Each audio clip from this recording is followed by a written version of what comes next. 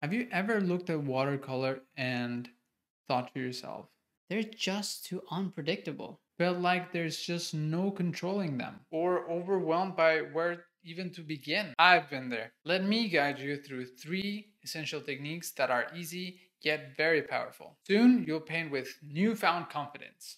Hey there, I'm Antonio. 3 years ago, I began my own watercolor journey. In this channel, we'll be exploring watercolors together, turning complex techniques into easy to follow steps. The 3 techniques that we're about to learn are from the wet on dry family. That means that we are painting, our brush is very wet, and the surface where we're painting is dry. The first technique that we're gonna look at is called a flat wash.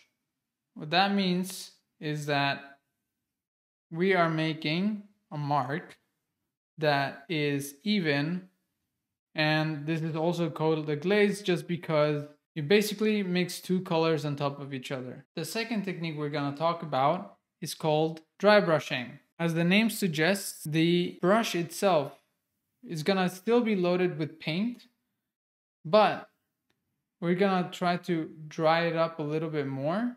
So now if I go across the paper, you can see the texture of the paper itself. That is what is called dry brushing. Last but not least is a very fun technique called pulling. What you basically do on this technique is you lay some color in one side, yeah, a bit more, and then you rinse off your brush, some water out of it as well, and then you pull that paint, that puddle of paint that you made, with a damp brush. This painting that I made here contains all 3 techniques I just showed.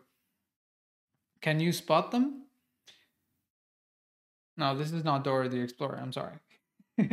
On the mountains, to create a misty look, I first put on a flat wash and then pulled the bottom just so it kind of fades away. Of course, the core of all of the painting is basically a flat wash and a bit of glazing. I mean, you can see here that there's a different color here. The previous color shines through. The only thing that's not very abundant on this painting is dry brushing. Dry brushing, you can see it here as well as down here, but not much. As you can see, these 3 easy techniques can help you to create something like this, and they are basically the foundation of most of the painting that you will be doing with watercolor. Go ahead and have some fun, try all these 3 techniques, let me know how it goes. Next week I'll be sharing the most common struggles that everybody faces in watercolor. Got any questions or thoughts about today's topic? Please leave it in the comments down below. I'm always down there ready for a chat. Thanks for joining me today, and until next week, bye!